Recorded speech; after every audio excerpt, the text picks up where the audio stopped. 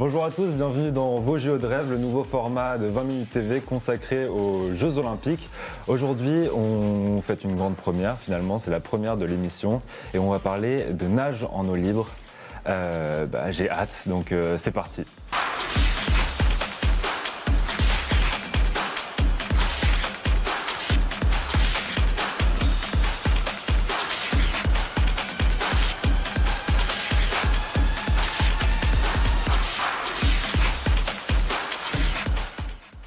Et j'ai le plaisir d'accueillir sur ce plateau, sur ce décor, comment devrais-je l'appeler, mais sur ces fauteuils en tout cas, Caroline Jouisse. Bonjour. Bonjour. Ça va? Ça va très bien, merci. Et Antoine, journaliste sportif 20 minutes. Exactement. Salut Caroline, salut Thomas. Ça va bien, ravi d'être là. Ils sont beaux les fauteuils. Hein. Exactement. On est bien, décor, On est bien dedans, on est confortable. Oui. Juste pour rappeler, donc Caroline Jouisse, tu es qualifiée à 29 ans Oui. pour tes premières qualifs, donc pour les premiers JO Oui. en nage en eau libre. Est-ce que tu peux nous expliquer déjà en quoi consiste la nage en eau libre pour les personnes qui ne connaîtraient pas ce sport? Alors la nage en eau libre, c'est de la natation, mais ça se passe en milieu naturel. Donc mer, lac, rivière, tout sauf la piscine en fait. Et c'est sur des distances un peu plus longues. Donc on appelle ça en gros le marathon de la natation. Donc ça peut être des distances de 5, 10 ou 25 km sur des championnats. En Coupe du Monde, il y a des distances encore plus longues. Ça va jusqu'à 57, je crois, la plus longue. Et aux Jeux Olympiques, c'est le 10 km. D'accord. Et toi, du coup, tu étais spécialiste avant des grandes distances, tu parlais de 25 km. Tu as eu un titre de champion d'Europe pour faire un peu ton petit palmarès. Tu as eu aussi des médailles en Coupe du Monde et tu as décidé de te recentrer sur le 10 km avec, c'était quoi, l'objectif JO? Ouais, c'est ça. Ça fait 2 ans. En fait, en 2019, j'ai commencé vraiment à me spécialiser, à commencer le circuit des Coupes du Monde, des Coupes d'Europe de 10 km. Et 2021, je me suis vraiment axée là-dessus, en espérant pouvoir me qualifier aux Jeux. Et c'est chose faite. Ouais, tu t'es qualifiée justement lors des mondiaux Oui. à Doha. Oui. Et on a justement une petite vidéo de toi juste après cette course, une petite réaction. On va voir ça et puis on en reparle après. Je suis une fleur qui éclot tard. J'ai une éclosion tardive, on va dire. Après, je me suis mis à l'eau libre en 2012. Après 12 ans en eau libre, ça y est, le Graal. Ouais, le Graal, ça représente quoi cette qualif au JO quand on est sportif de haut niveau? Je pense que les Jeux, c'est tous les 4 ans. Donc tout sportif en fait en rêve. Après, c'est plus ou moins accessible. Hein, moi, je pense qu'il y a quelques temps, c'était pas du tout accessible, même si c'était un rêve. Maintenant, c'est fait, donc c'est chouette. Ça te fait quoi de revoir ces images? Ça fait bizarre de se voir à la télé. Non, mais c'est vrai, comme je l'ai dit, je suis une fleur qui éclot tardivement. À 30 ans, faire ses premiers Jeux, c'est quand même assez rare. Moi, j'ai commencé en 2012, du coup, comme je le disais, et il y a pas mal de filles sur le circuit qui ont commencé plus tôt, qui ont commencé 2008, lors des premiers Jeux, justement. Donc voilà, mais après, c'est une discipline où il faut pas mal d'expérience. C'est une discipline un peu différente où faut engranger de l'expérience parce que les conditions sont jamais les mêmes. Il faut gérer tous les aspects environnementaux, on va dire, donc courant, vent, etc. Donc c'est bien d'avoir de l'expérience. Il y a peu de jeunes qui arrivent à percer dans ce milieu de la nage en eau libre? Il y en a quelques-uns, mais c'est vrai que c'est assez rare, ouais. Il y en a pas beaucoup chaque année, ouais. Sur ces mondiaux de Doha, tu devais finir pour te qualifier pour les JO parmi les 13 premières. Oui, top 13. Et vous étiez du coup 2 Françaises, parce que la qualif s'était faite avant à Funchal au Portugal. C'est ça. Comment s'est passé en gros ces 2 compétitions? Est-ce que le plus dur c'était pas finalement de finir parmi les 2 premières françaises à Funchal que parmi les 13 premières à Doha? C'est ça en fait. Donc Funchal c'était la finale de Coupe du Monde, donc du circuit Coupe du Monde de 2023, et on était 12 Françaises. Donc en fait quasiment toutes les nations jouaient leur qualif là. Donc il fallait finir top 2. Et c'est vrai que l'Italie, la France, les grosses nations en fait avaient plus de personnes. Et ça a rendu ça plus compliqué en fait. Et c'est vrai que Océane comme moi, on a fini top 13 déjà sur Funchal. Donc je pense que ça nous a permis d'aborder les mondes plus sereinement en fait. Et donc tu as fini 7e à Doha. Exactement. Qu'est-ce qui te manque, ou qui ne te manque pas d'ailleurs, on ne sait pas encore, mais de la 7e au podium, est-ce que tu sens que c'est possible pour les JO? Alors, je pense qu'au monde, et le staff nous l'avait dit, l'objectif c'était vraiment top 13. Si on faisait une médaille, c'était top, c'était super. Mais voilà, l'objectif c'était vraiment de sécuriser la place pour les Jeux. Et je pense que quelque part, mentalement, voilà, c'est ce qu'on a visé toutes les deux avec Océane. Donc forcément, il y aurait eu une médaille, ça aurait été top. Mais voilà, moi en tout cas, je sais que mentalement, je savais exactement où j'en étais. J'étais très lucide dans la course. À 3 bouées de la fin, je suis 3e. Je vois les filles qui me passent. Je sais exactement quand j'arrive en fait que je suis 7e. Ce qui arrive quand même assez rarement. En général, je ne sais pas forcément exactement ma position. Là, je savais et voilà, je savais que c'était sécurisé, donc je m'en fichais entre guillemets, quoi. Ouais. On a posé quelques petites questions à nos abonnés sur nos réseaux sociaux, oui, justement pour qu'ils puissent te poser des questions à leur tour. Je te propose de les regarder, donc je vais te les lire. Okay. Mais avant ça, il y a un jingle. Donc la première question, qui va apparaître d'ici très peu de temps, je pense. Il faut juste laisser un peu de temps à la régie. Voilà, c'est bon. Alors, en dehors de la natation, quelles sont vos activités préférées ? Alors, j'aime bien le shopping. C'est pas une activité, je pense. Non, après, voilà, je cours un petit peu, mais c'est aussi dans mon sport, quoi, pour faire travailler le cardio d'une façon différente. Après, avec très honnêtement toutes les heures d'entraînement qu'on fait, j'ai pas trop le temps pour voilà, faire d'autres activités. C'est quelque chose que je ferai en après-carrière, on va dire. Est-ce que tu as une passion J'ai fait de l'équitation quand j'étais plus jeune et ouais, c'est quelque chose que j'aime beaucoup. Tu as une collection de maillots de bain ou de combinaisons Ouais, j'ai beaucoup de maillots. On nage tous les jours, 2 fois par jour. Donc ouais, je pense que des maillots, j'en ai 50 à peu près. Ah donc ouais. je change à chaque entraînement et ouais, c'est un truc que j'ai toujours aimé en fait. Enfin, voilà, on passe 5 heures dans l'eau par jour, donc j'aime bien voilà, changer. C'est comme, on s'habille pas tous les jours pareil. Bah, voilà, moi je change mon maillot quotidiennement. Top. Question suivante. Est-ce que parfois vous n'avez pas envie d'aller à l'entraînement ? Est-ce que parfois tu as la flemme d'aller à l'entraînement ? Alors oui. Souvent, tous les jours. Non, je reste humaine quand même et on s'entraîne tôt le matin. C'est vrai qu'on doit être à 6h15 au bord du bassin, 6h30 on plonge. Donc de temps en temps, ouais, on n'a pas envie de se jeter dans l'eau à 6h30 du matin. Après, voilà, je pense que quand on a un objectif, en plus l'objectif des Jeux, c'est un peu plus motivant. Après, j'ai pris goût à la compétition assez tard quand même. Donc c'est vrai que la flemme, entre guillemets, de l'entraînement, je l'ai eu plus tardivement, on va dire. Avant, je prenais beaucoup de plaisir à l'entraînement et je préférais justement l'entraînement que la compète. Maintenant, c'est différent, donc j'ai un peu plus... Maintenant, c'est très cyclique, il y a une répétition qui s'est mise en place. Ouais, c'est ça. Puis ça fait partie de mon quotidien depuis longtemps quand même. Je suis rentrée en sport-études en 6e. Donc voilà, les bassins, j'en ai vu. Ok. La question 3, avez-vous le droit de faire des apéros avec vos potes ? Oui. Après, voilà, on a une hygiène de vie quand même assez cadrée, on va dire. Moi, je suis suivie notamment par une nutritionniste. Mais voilà, on a le droit de boire. Après, c'est notre projet, en fait. Donc, si on veut manger McDo tous les jours et qu'on pense que ça va nous... Ce qui est prévu après, d'ailleurs. Voilà, exactement, ça, on y va. Mais non, c'est notre projet. Et je pense qu'à partir du moment où nous, on a envie de réussir, c'est nous qui nous posons nos limites, entre guillemets. Donc, faut aussi réussir à se faire plaisir. Et je pense que si on a trop de limites, la tête, au bout d'un moment, va exploser. On a le droit à quelques petits écarts pour... Exactement. Il faut sortir un peu de ce monde. Ok, très bien. La dernière question, il me semble qu'on a une toute dernière question des abonnés. Étiez-vous forte en sport-études en sport à l'école ? Parce que moi, j'étais une quiche. Alors le sport à l'école, j'en ai pas fait souvent parce que justement en sport-études, ça faisait partie des matières qu'on enlevait pour pouvoir faire notre sport, du sport-études. Donc non, après voilà, la natation, c'est une particularité parce que voilà, on évolue dans l'eau, donc il y a un autre milieu et ouais, souvent on n'est pas très doué, par exemple avec les balles, on n'est pas très adroit. Et comment justement tu t'es lancé dans cette qu'est-ce qui t'a plu dans la natation, qui t'a lancé dans... Parce que je crois que tes parents, ton environnement familial n'est pas... pas du tout de sportifs de haut niveau. Non. Donc ils m'ont mis, j'ai 2 sœurs, ils m'ont mis mes 2 sœurs et moi pour pas qu'on ait peur de l'eau, qu'on n'apprenne pas ce milieu. Et moi j'y suis restée, je suis rentrée en sport-études et mes 2 sœurs non. Et puis voilà, aujourd'hui à presque 30 ans, je nage encore. Donc... Et donc tu as fait sport-études, il me semble que tu as voyagé après. Oui, j'ai pas resté en France. Non, j'ai la bougeotte un petit peu. J'ai fait fait 3 ans aux États-Unis parce que voilà, on en parle quand même de plus en plus. En France, c'est quand même assez compliqué de faire des études et du sport. Donc voilà, j'ai fait ce choix de partir aux États-Unis où du coup j'ai pu avoir un MBA. Et c'est vrai que je pense que j'aurais pas été aussi loin dans mes études si j'étais restée en France parce que c'est compliqué de faire le sport et les études de front en fait.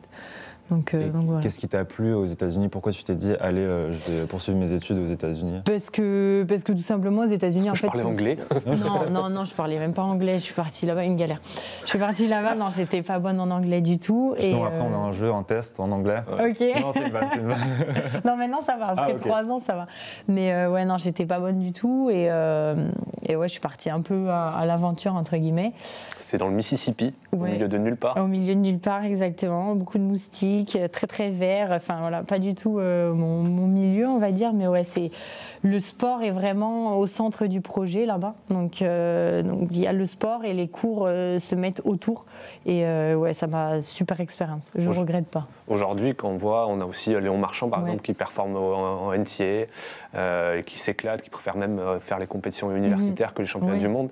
Toi, t'en retires quoi aujourd'hui? Est-ce que c'est quelque chose que tu penses encore, qui te sert dans ton quotidien de nageuse? Ça m'a apporté des choses et en fait, là-bas, c'est vraiment, on fait nos compétitions pour l'université. Donc en fait, là où en France, et peut-être même, je pense en Europe d'une façon générale, c'est un sport individuel.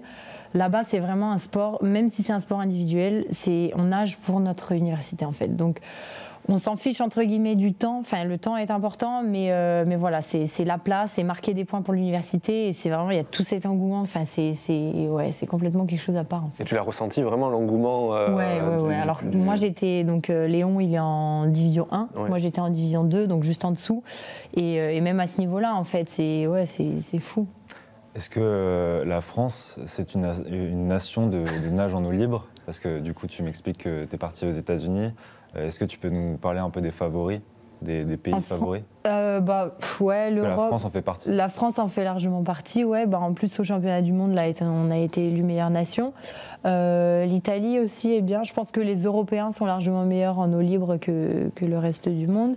Et aux États-Unis, par exemple, tu vois, quand moi je suis partie en université, l'eau libre, ça faisait pas partie du projet en fait. C'était vraiment la natation bassin et l'eau libre, tu y penseras plus tard quand tu rentres en France, quoi. Donc, mais ouais, je pense France, Italie. Les Allemands sont très très bons aussi, les Hongrois. Donc l'Europe, en fait, d'une façon générale, ouais, en eau libre. Ok. On va se retrouver juste après la pub. On va avoir des petits jeux. Je pense que ça sera assez sympa. Enfin, tu verras. On va voir ça juste après la pub. Mais n'oubliez pas de nous retrouver. Enfin, vous pourrez retrouver cette émission sur 20 Minutes TV et sur tous nos réseaux. Donc Instagram, Twitter, etc. À tout de suite.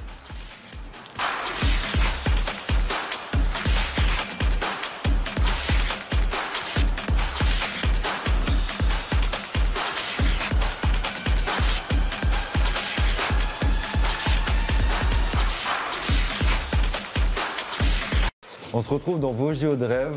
Si vous n'avez pas suivi la première partie d'émission, on reçoit dans notre décor, sur nos canapés finalement, Caroline Jouisse. Oui. Bonjour. Bonjour. Enfin, Re. Et Antoine. Rebonjour. Toujours là. Toujours, ça va toujours. Toujours présent, ça va toujours. On va continuer de parler de toi et de la nage en eau libre, mais juste avant, on va traiter de l'actu sport. Alors Antoine, évidemment, dans l'actu sport, il y a la qualif du PSG en demi-finale. De Ligue des Champions face à Barcelone, avec possible une finale à clé, mais on est sûr déjà d'avoir un club français en finale de Ligue des Champions. Ça c'est beau. Exactement, ça sera en Ligue des Champions féminine, parce que le PSG et Lyon s'affrontent samedi, du coup en demi-finale, match aller dans le Rhône et match retour au Parc des Princes. Alors, PSG et Lyon en demi-finale, c'est quelque chose d'habituel, c'est la troisième fois déjà. Les Lyonnaises l'ont à chaque fois emporté. Elles l'ont même emporté face au PSG en finale, c'était en 2017 au tir au but.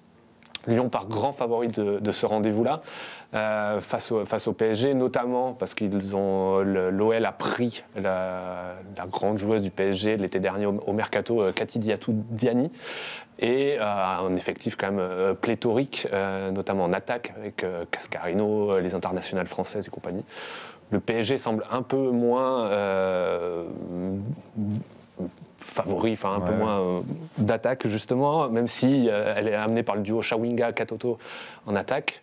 Le vainqueur de ce duel affrontera le vainqueur de Barcelone-Chelsea. Barcelone emmené par les championnes du monde espagnoles comme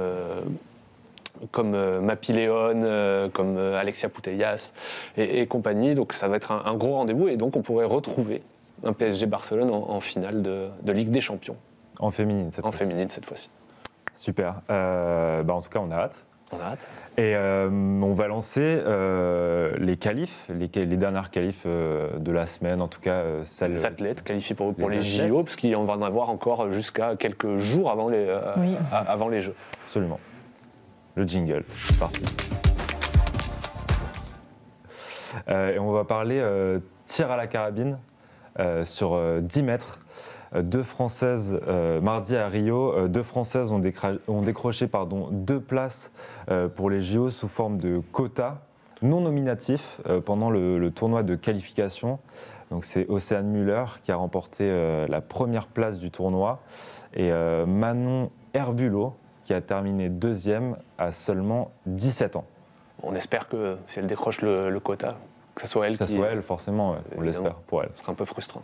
Et puis on a aussi Thomas Popov en badminton qui s'est qualifié alors, dans une course un peu effrénée entre lui et son frère Christo. On le voit à l'image là. Justement. Exactement. Thomas qui a été finaliste des derniers championnats d'Europe et grâce à sa performance, notamment en demi-finale, il a éliminé le numéro 1 mondial danois Axelsen.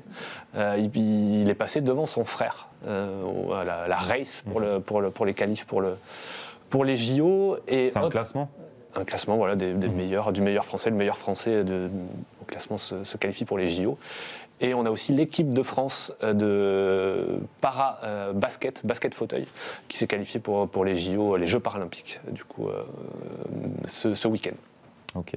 Est-ce que toi, Caroline, tu suis un peu de sport en dehors de la nage en eau libre? Après, oui, je vois un petit peu, même sur l'Instagram, on est tenu au courant et il y a un groupe aussi, c'est France Sport, je crois, où tous les athlètes olympiques, paralympiques sont dessus et ils nous tiennent au courant un peu de l'actu. Ouais. Est-ce que tu penses qu'il va y avoir un vrai esprit France olympique ou ça va être quelque chose de difficile à mettre en place? Je pense, et ça fait 1 an à peu près qu'ils ont mis en place ce qu'ils appellent les week-ends bleus.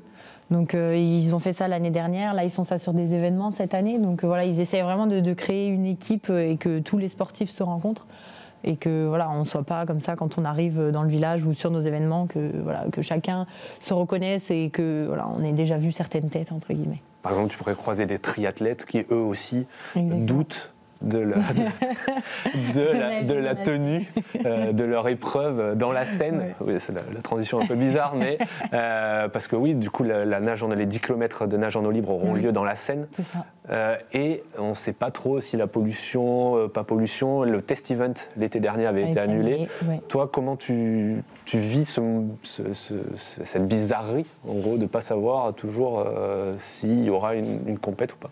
Nous, on verra. Après, ça fait partie de notre sport de s'adapter, de gérer ses conditions, on va dire.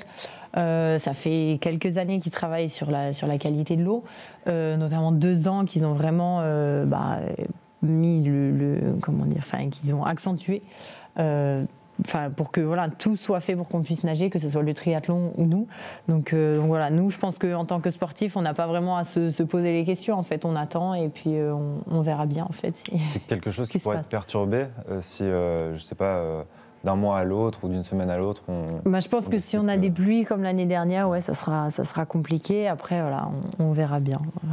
C'est quoi les spots les meilleurs spots dans lesquels tu es nagé en compétition et les pires un peu niveau qualité de l'eau, décor, tout ça? Alors les pires, je dirais, c'est l'Argentine en 2016, une Coupe du Monde. Elle n'existe plus d'ailleurs. Donc voilà. Et les plus beaux... Elle n'existe plus à cause de ces conditions? Je sais pas si c'est à cause. Il y a aussi des piranhas, donc c'est vrai que des fois, voilà. C'est pas forcément agréable. On a perdu des nageurs. Voilà. Non, il y a quand même. Mais et les plus beaux, la Martinique, Martinique, c'était sympa. Les Seychelles, j'aime bien moi quand on voit les fonds marins, les étoiles de mer, les trucs comme ça. Et tu arrives à profiter de ça quand tu étais en compète ou Ça dure 2 heures, hein, donc on a le temps. On a le temps pendant notre course. C'est vrai que non, sur les Coupes du Monde un peu plus quand même. Et moi j'aime bien regarder ce qui se passe au fond de l'eau, j'avoue. Est-ce que, j'ai une petite question, est-ce que tu aimes bien jouer? On a un petit jeu à te proposer. Oui, allons-y. Ça te tente? Allez, go. C'est un tu préfères. Ok. Let's go. Alors le principe, c'est des réponses du tac au tac. Ok. Ok. On va avoir des images à l'écran. Ok. Et voilà. Alors, burger ou kebab? Ni l'un ni l'autre, je suis sans gluten. Ok. Je peux pas manger de pain. Donc, je prends juste les steaks sinon. Ok. On passe à l'autre. Une eau à plus ou moins de 20 degrés? Moins de 20. Moins de 20, j'adore l'eau froide. La brasse ou le crawl? Le crawl. Évidemment. Oui, évidemment. Nage alternée, je dirais. Donc, crawl d'eau, ça va. Pape et brasse, j'ai vraiment du mal. Ok. Alors, tu préfères te faire engueuler par Philippe Lucas ou être poursuivi par un requin? Engueulé par Philippe Lucas quand même. C'est quelqu'un, il est dur, mais c'est en même temps quelqu'un de très bienveillant. Donc, il fait pas que crier. Ok. Alors, quel environnement, la mer ou le lac? Pour nager. Ouais, Pour nager, ça ouais, c'est bien dur, ça c'est dur. Les deux font partie de mon sport. Allez, je dirais lac. Il y a moins de piranhas dans le lac. Ouais, puis l'eau sera plus froide en général.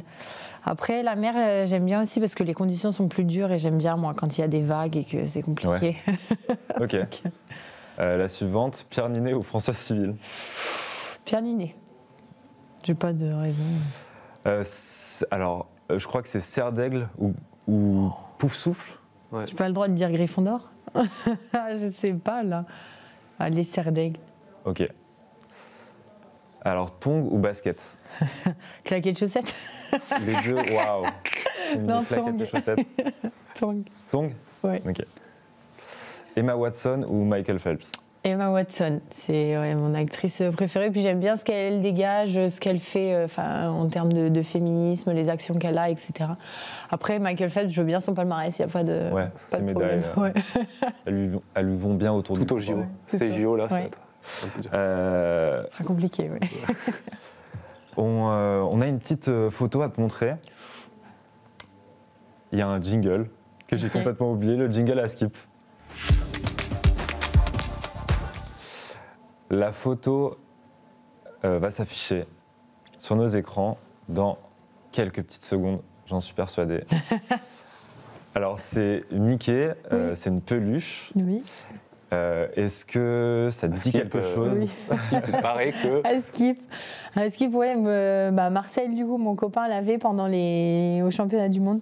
Et je lui avais dit de la secouer, en fait, dans le dernier tour, si c'est bon, j'étais dans le top 13. Bon, j'avoue, je ne l'ai pas du tout vu, hein. mais voilà, il l'avait à la main et il me l'a donné en sortant. C'était un peu notre petit truc. Ça va devenir un porte-bonheur? Je sais pas si ça va le devenir, peut-être que je trouverai une autre mascotte pour les jeux, on verra. Après j'aime beaucoup Mickey, hein. Là j'ai rien de Mickey sur moi, mais très souvent j'ai des trucs Disney, j'adore Disney. Est-ce que justement tu as des routines comme ça, comme avoir un porte-bonheur sur soi ou je sais pas, avant les compétitions Non, pas vraiment, je suis pas hyper superstitieuse dans le sens où il faut que je mette les mêmes chaussettes ou les trucs comme ça. Non, j'ai pas vraiment de routine. Après, je pense que j'ai ma routine dans le sens mon échauffement, etc. Mais en termes d'habits, de porte-bonheur, non.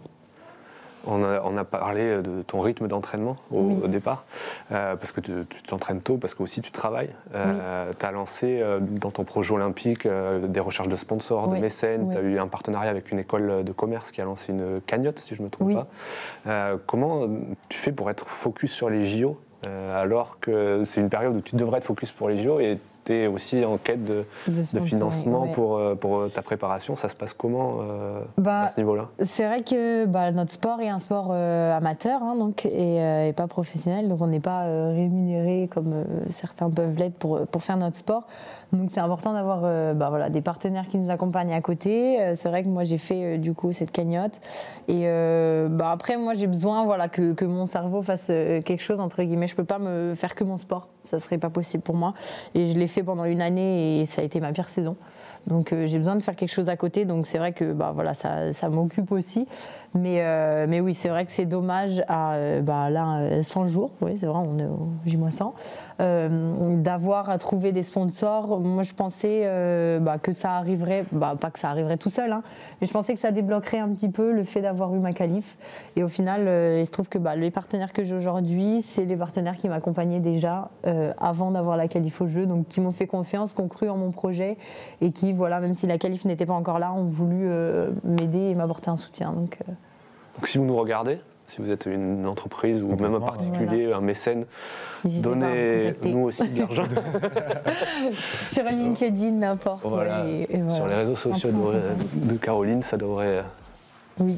Je pense qu'elle sera contente. Je serai très contente, oui. Mais ouais, les performances seront forcément... Voilà, moi, mon travail, c'est vrai que je l'ai depuis 2 ans avec Veolia et mes performances ont largement augmenté. Après, c'est vrai que d'avoir toujours ce petit souci financier, c'est pénible, quoi. C'est toujours, mine de rien, dans un coin de notre tête. Et voilà, ce serait bien que ça soit, surtout à 100 jours. Bien sûr, ce serait bien d'avoir ça de côté, quoi. Merci beaucoup, Caroline. Merci. Merci, Antoine. Merci à tous les deux, c'était top. On te souhaite le meilleur, on te souhaite la médaille. Oui. Merci à vous de nous avoir regardés. Vous pouvez nous suivre sur nos réseaux, regarder le replay sur le site de 20 minutes TV, 20minutes.fr. Et on se retrouve la semaine prochaine, même jour, même heure.